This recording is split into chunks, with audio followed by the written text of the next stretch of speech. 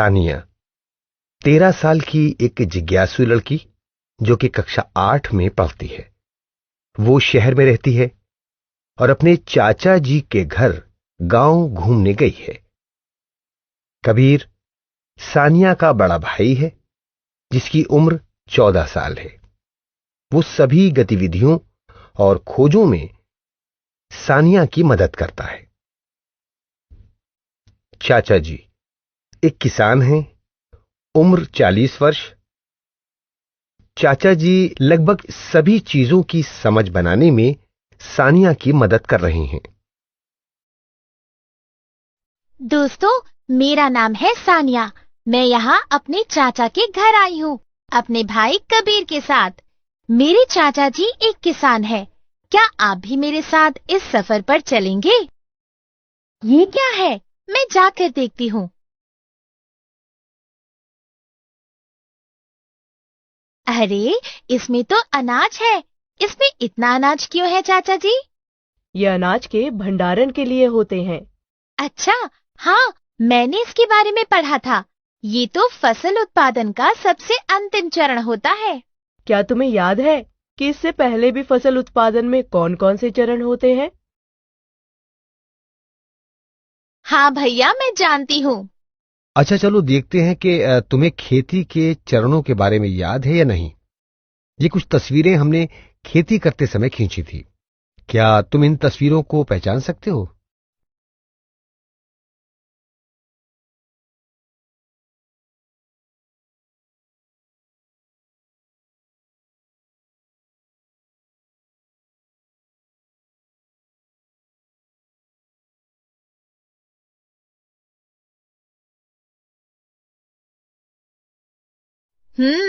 सबसे पहले तो मिट्टी तैयार करनी होगी और सबसे अंत में भंडारण होगा, जो हम पहले ही देख चुके हैं।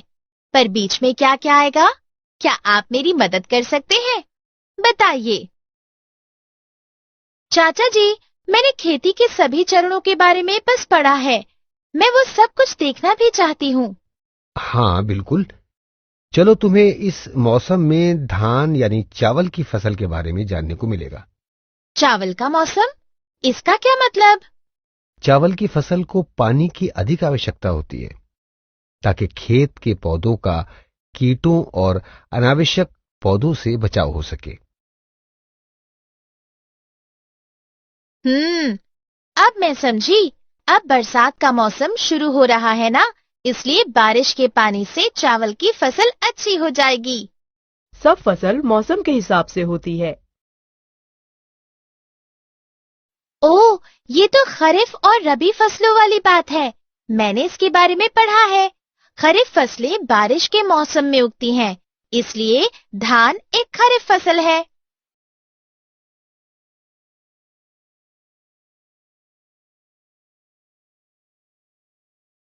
क्या आप भी रबी और खरीफ फसलों के नाम जानते हैं? क्या आप इनमें से रबी और खरीफ की फसलों की पहचान कर सकते हैं?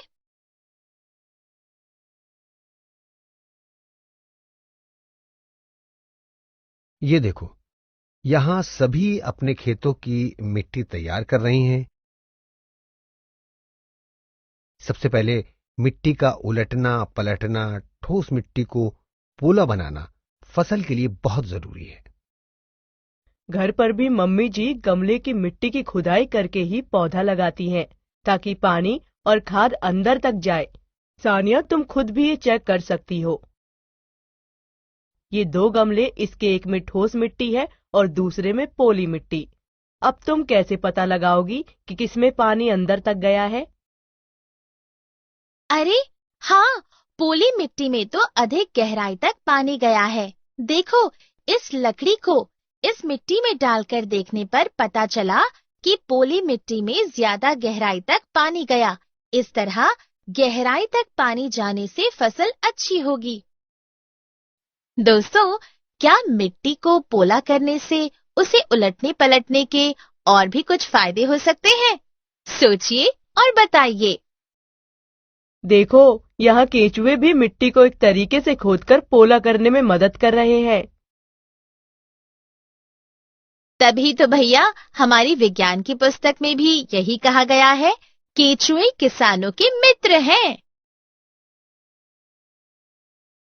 चाचा जी, ये सभी लोग किस तरह के औजार का प्रयोग कर रहे हैं? ये हल, कुदाली और कल्टीवेटर की मदद से खेत जोत रहे हैं।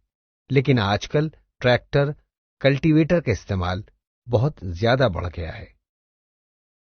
क्या आप बता सकते हो कि इन औजारों में क्या अंतर है? और हाँ, चाचा जी ने ऐसा क्यों कहा कि आजकल कल्टीवेटर का इस्तेमाल अधिक होता है? चलिए पता लगाते हैं। क्या कारण हो सकता है कि कल्टीवेटर का ज्यादा इस्तेमाल किया जाता है? चलो पता करते हैं। देखो सानिया, ये कंघा और पेन है। इस कंघे के दांत इस कल्टीवेटर जैसे लगते हैं और इस पेन का नुकीला सिरा हल के जैसा है। अगर मैं दोनों में मिट्टी खोद कर देखूं तो पता चल सकता है कि दोनों के काम में क्या अंतर है ना भैया? करके देखते हैं। अरे हाँ, देखो, इस कंघे से कम समय में ज्यादा मिट्टी खुद पा रही है। सानिया, तुम जानती हो ये उस कीप को लगाकर क्या कर रहे हैं? लगता है वो कीप का इस्तेमाल कर जमीन में बीज डाल रहे हैं। क्या ये बुआई का चरण है भैया? हाँ, बुआई है ये। क्या आप किसी ऐसी मशीन के नाम जानते हैं जिससे बुआई का काम भी जल्दी हो सके? अपनी पुस्तक में ढूंढ कर बताइए। सारांश, इस पाठ से हमने सीखा: 1. खरीफ और रबी फसल की पहचान करना। 2. कृषि के चरण: 1. मिट्टी तैयार करना, 2. बीज बोना। 3. कृषि के पारंपरिक और आधुनिक औजार।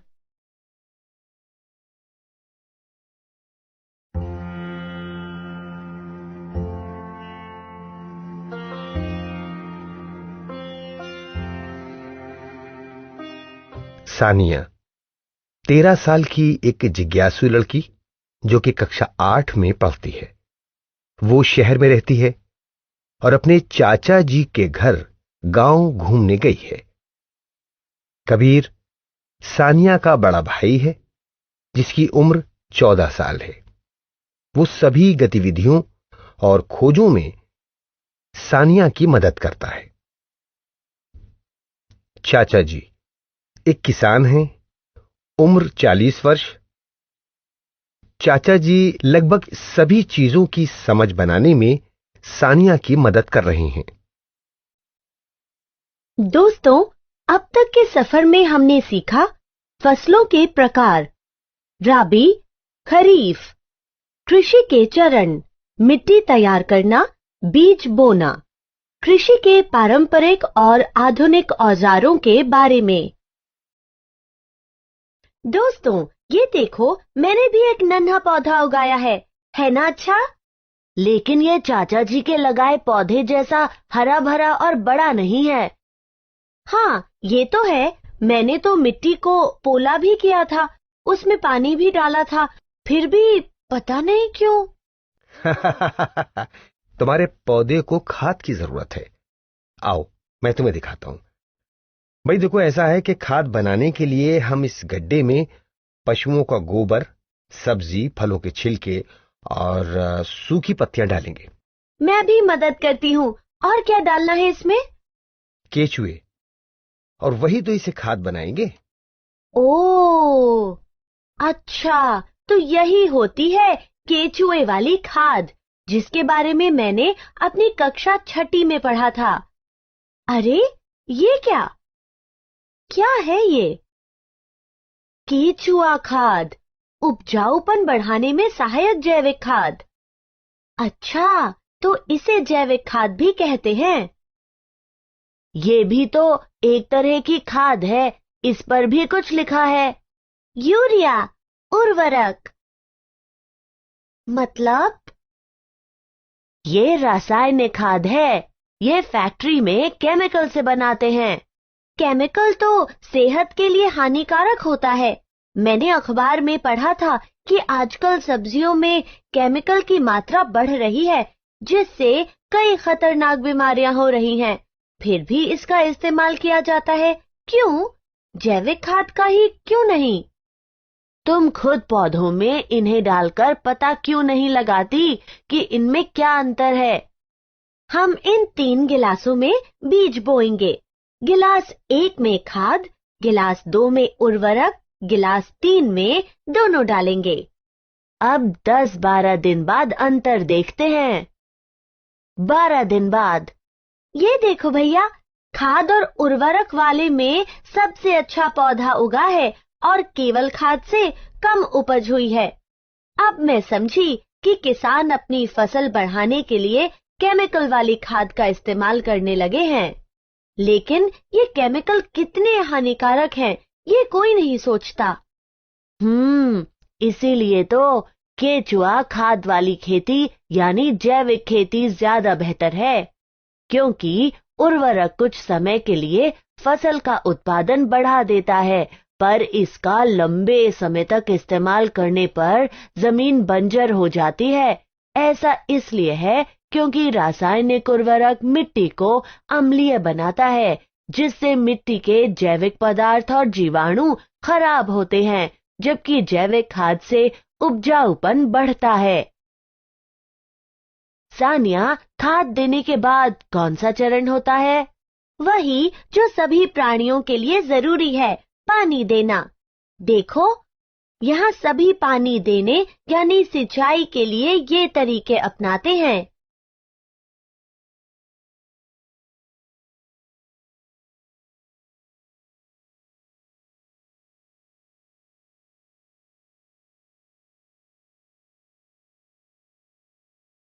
क्या आप अपनी विज्ञान पुस्तक में से देखकर इन तरीकों के नाम पहचानने में मेरी मदद करेंगे? बताइए, क्या नाम है इनके?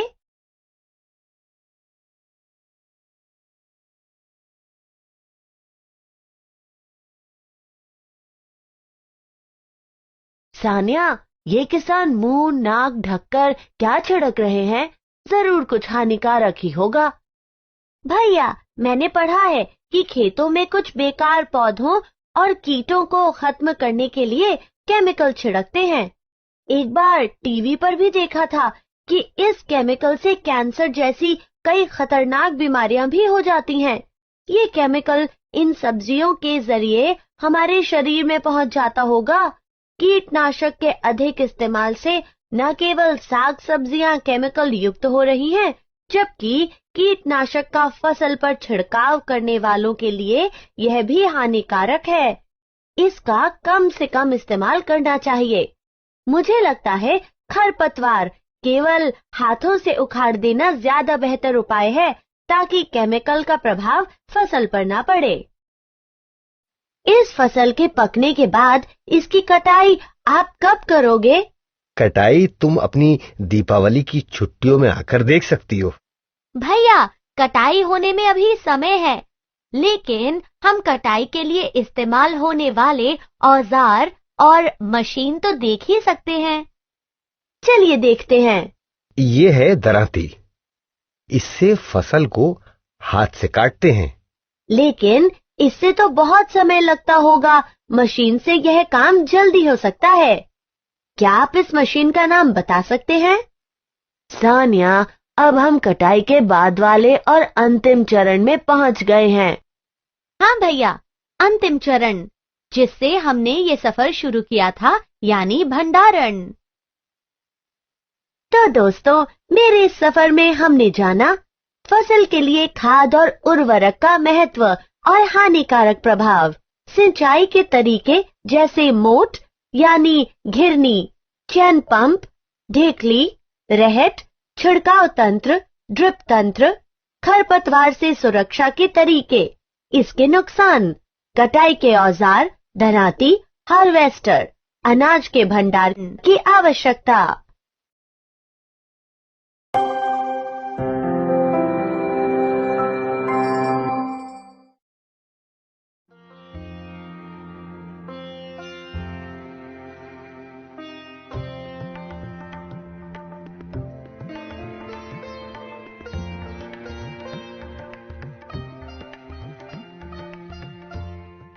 सानिया ये एक 13 साल की 8वीं क्लास में पढ़ने वाली लड़की है जिसे नई नई चीजों के बारे में जानना पसंद है।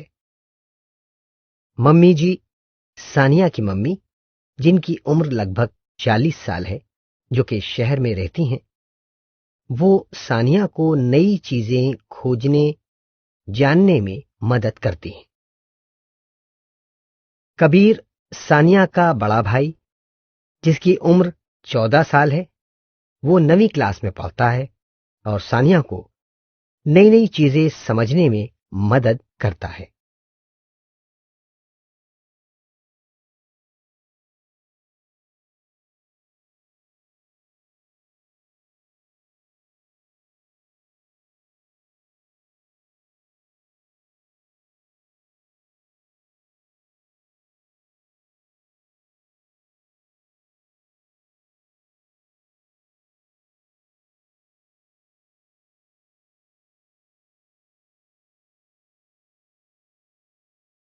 मम्मी देखो, ये दरवाजा तो यहाँ से टूट गया है।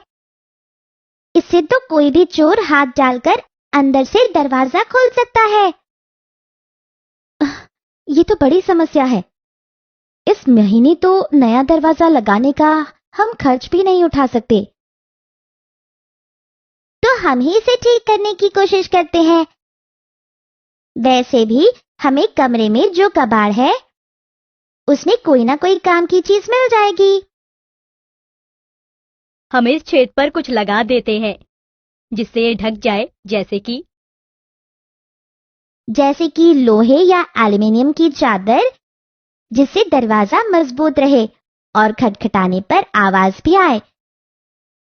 जैसे स्टील का बर्तन गिरने पर बहुत तेज आवाज आती है। सही कहा ना मैंने दोस्तों। क्या आप जानते हैं धातु के इस गुण को क्या कहते हैं? लेकिन ऐसी पतली लोहे की चादर तो घर में नहीं है। भैया, मैंने अपने विज्ञान की पुस्तक में पढ़ा था कि धातु को पीटकर पतली चादर में बदला जा सकता है।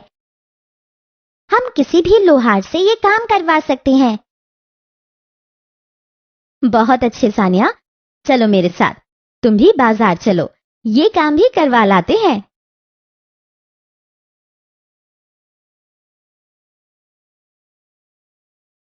ये लो, मैं इसे पेचकस से लगा देती हूं।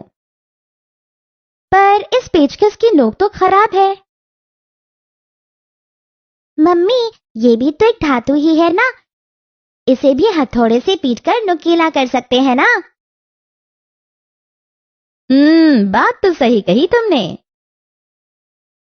हम अभी टूल बॉक्स में से हथौड़ा लाते हैं। दोस्तों, ये देखो मुझे औजारों के डिब्बे में क्या मिला। टेस्टर। इसका इस्तेमाल मम्मी बिजली के स्विच बोर्ड में बिजली जांचने के लिए करती है। यदि बिजली है तो इसकी ये लाइट जलती है। इससे मुझे धातुओं के एक और गुण के बारे में याद आया। क्या आप बता सकते हैं कि धातु के इस गुण को क्या कहते हैं? सही कहा। इसी गुण के कारण ही तो बिजली की तार धातुओं से बनाई जाती है। तार बनाना, क्या ये भी धातु का एक गुण है भैया? हाँ, इसे ही तो तन्यता कहते हैं। ओह, हाँ, अच्छा। तुम जानती हो कि इन बिजली की तारों पर ये रबड़ जैसा आवरण क्यों है?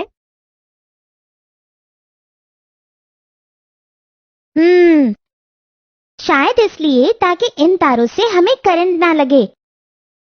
ये रबड़ की तारें करंट ये हमारे शरीर तक पहुंचाने से रोकती होंगी, है ना मम्मी जी? सही कहा तुमने। धातुओं में कितने सारे गुण होते हैं, तभी तो इतनी सारी चीजें इन्हीं धातुओं से बनती हैं। मम्मी, क्या धातुओं के और भी कोई गुण हैं?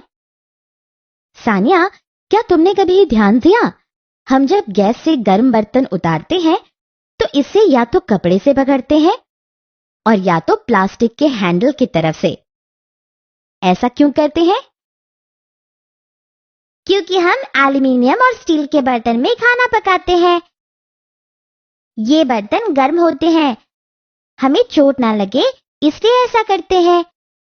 ये धातु ऊष्मा की सुचालक हो जाती है और प्लास्टिक ऊष्मा को रोकती है, इसलिए बर्तनों में ये हैंडल होते हैं। ठीक कहा ना मैंने? तुम जानती हो, इन्हीं गुणों के आधार पर हम धातु अधातु में अंतर करते हैं।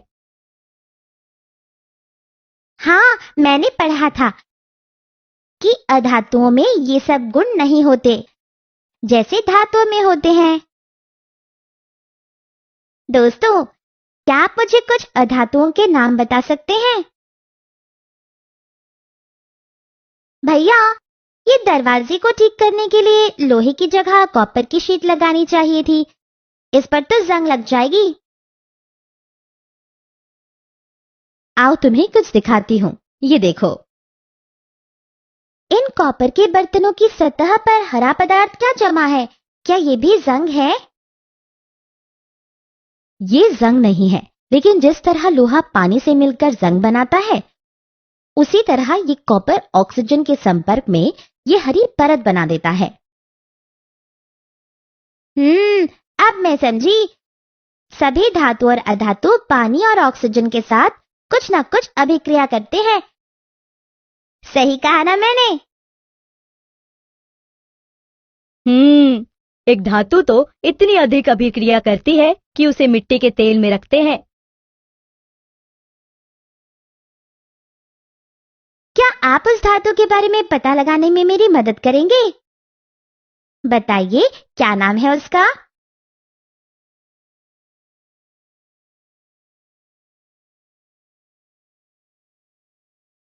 भैया, मैंने हमारे विद्यालय की विज्ञानशाला में देखा है कि वहां फास्फोरस, जो कि एक अधातु है, उसे पानी में रखा जाता है।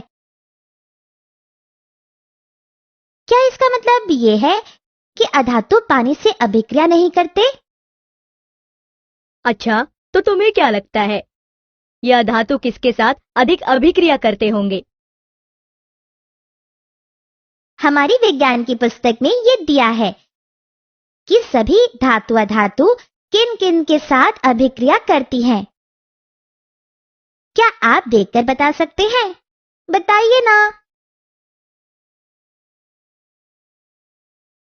सानिया, क्या तुम्हें धातु व अधातु के उपयोगों के बारे में पता है? धातुओं का उपयोग मशीनें, मोटर गाड़ी, रेलगाड़ी, सामान, बर्तन और बहुत सी चीजें बनाने में होता है। और अधातु में ऑक्सीजन हमारे जीवन के लिए कितनी जरूरी है, हम सब जानते हैं। मैंने टूथपेस्ट की ट्यूब पर लिखा पढ़ा है कि उसमें फास्फोरस होता है। क्या आप पता कर सकते हैं कि फास्फोरस का टूथपेस्ट में क्या काम है?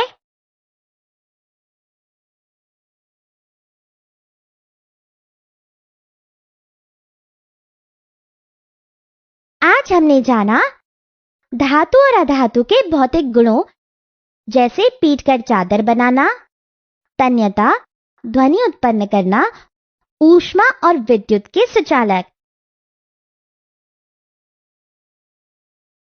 धातु और अधातु के रासायनिक गुण हवा, पानी, अम्ल आदि के साथ अभिक्रियाओं के बारे में।